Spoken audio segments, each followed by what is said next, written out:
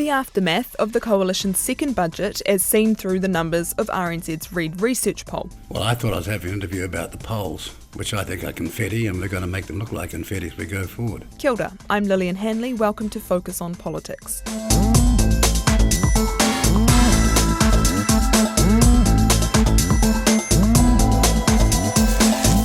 And this week, a focus on the latest RNZ-Reid Research Poll. The survey was conducted from May the 23rd through to the 30th, right after the Coalition revealed its finances in Budget 2025.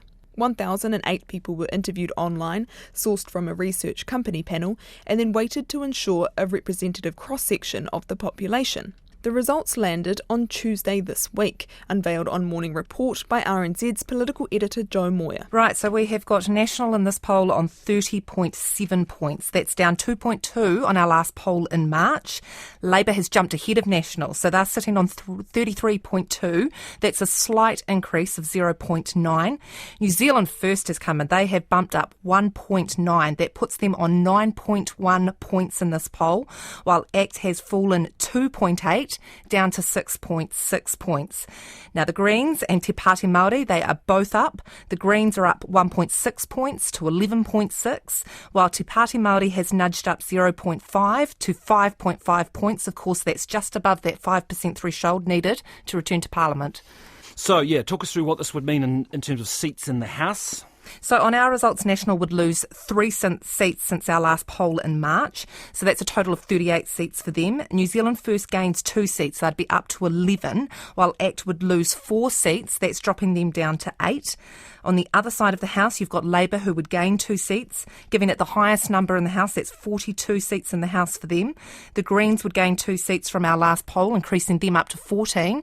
And Te Pāti Māori would gain a seat as well, so they'd be up to 7 in total. On these numbers, the Coalition would be out of power with only 57 seats, and the left-bloc would have enough seats to govern with 63 seats.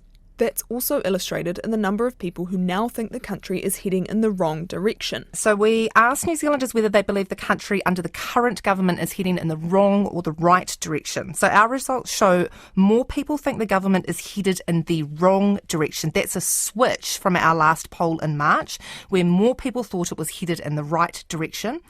In our results, 37.8% think the government is headed in the right direction, while 46.5% say it's headed in the wrong direction. Back in March, right direction was at 43.5% versus a wrong direction result of 40.6%. Beyond that, New Zealanders' choice of their preferred Prime Minister has also switched, though neither contender is exactly adored. The survey shows Labour's Chris Hipkins on 23.2%, up 2.3 points, taking the lead over National's Christopher Luxon on 18.8%, down 3.1 points. So, what's changed? This poll captures the reaction to the Coalition's budget, including the revelation of just how much money was saved by the pay equity changes, a whopping $12.8 billion over 4 years. The RNZ poll also surveyed just what people thought about those changes. Here's Deputy Political Editor Craig McCulloch. RNZ asked voters in its latest Reid Research Poll, do you support the government's recent changes to the pay equity regime? And just 1/4 of respondents said yes, 25.5%. The rest either said no, 43.2%, or they were undecided, 31.3%. The poll also asked whether the government should have consulted New Zealanders first. 68% said yes, just 18.6% said no.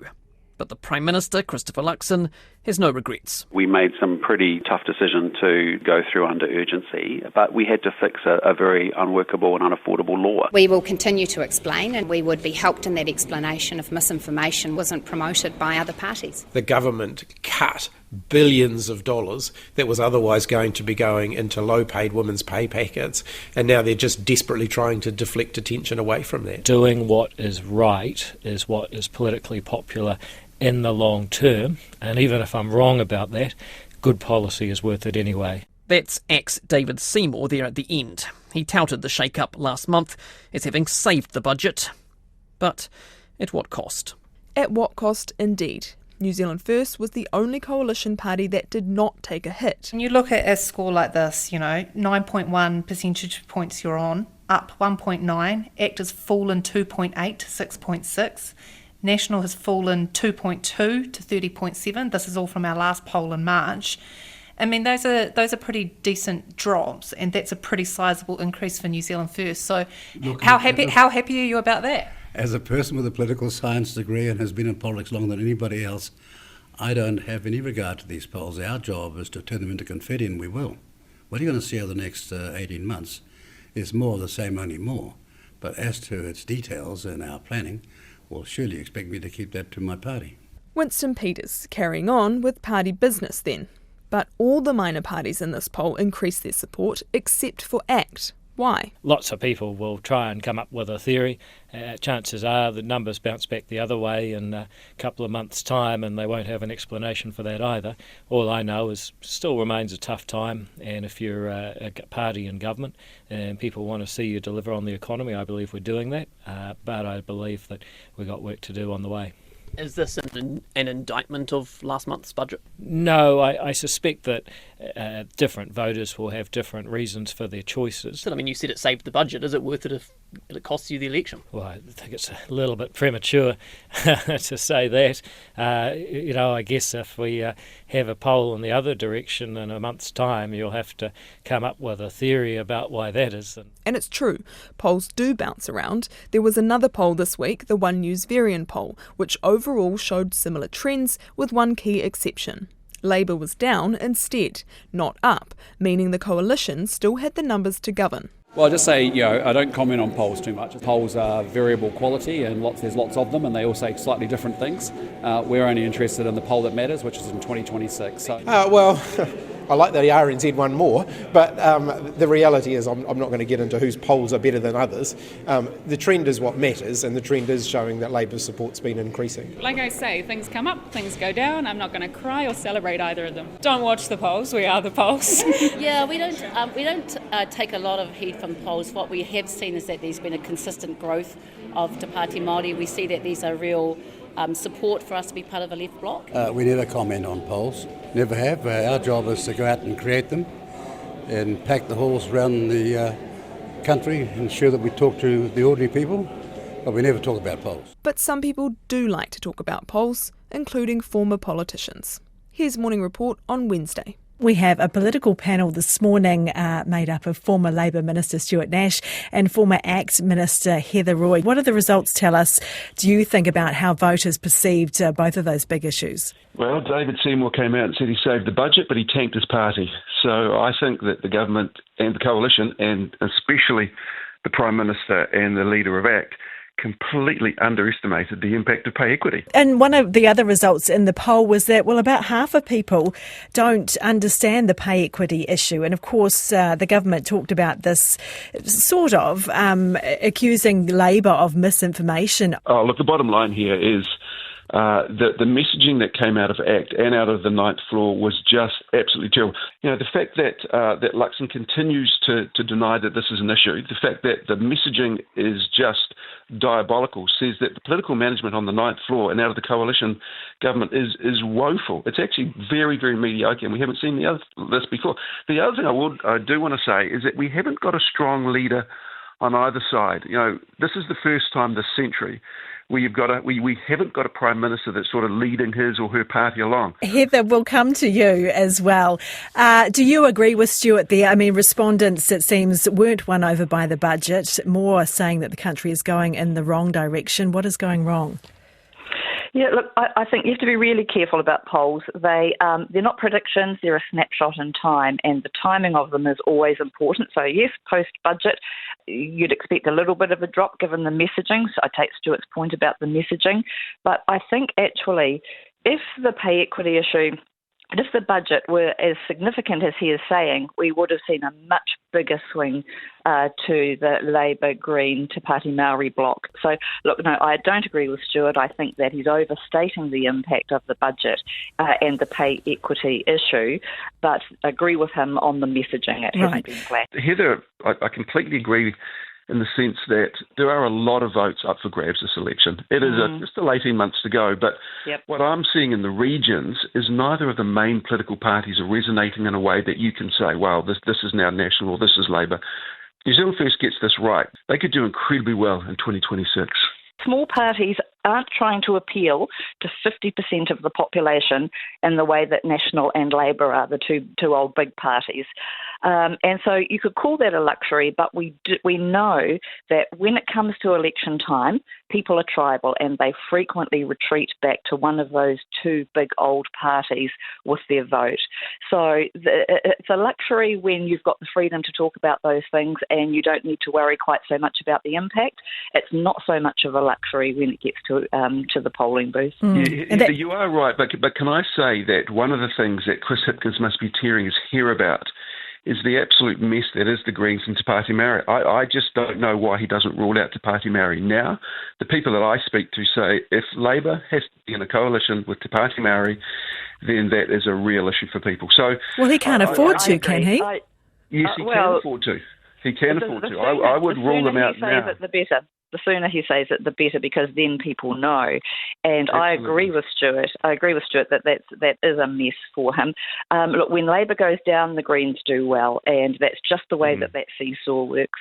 But that seesaw currently has both the Greens and Te Pāti Māori up, despite some controversy around the Greens' alternative budget and the infamous Haka. Here's Craig McCulloch again on Thursday morning. The Privileges Committee has recommended an unprecedented 21-day suspension without pay for Te Pāti Māori's co-leaders Debbie Ngaruapeka and Rawiri Waititi, and a 7-day ban for the more junior Hana Rafiti Maipi Clark.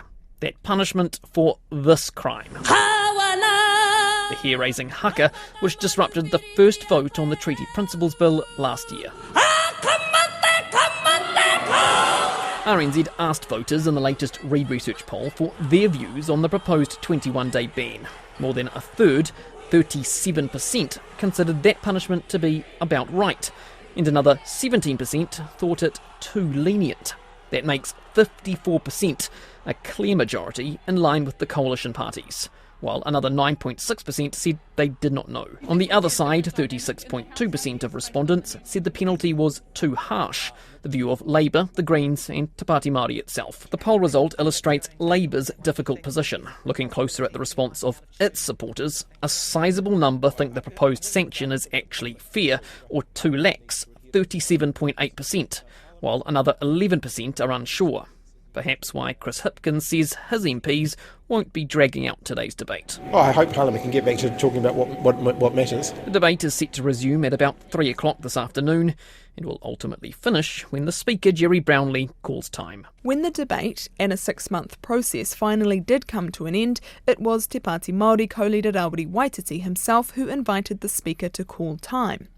But not without all parties making the points they needed to first. Finish this debate today, have a robust debate, but let's end this issue once and for all. The proposed sanctions of 7 days and 21 days are disproportionate, unprecedented and vindictive. They started playing the race card, only to shift and deflect the accountability for their misconduct. When those with assumed power think their privilege is under threat, there is a tendency to scream victim. The Maori Party are a bunch of extremists, and Middle New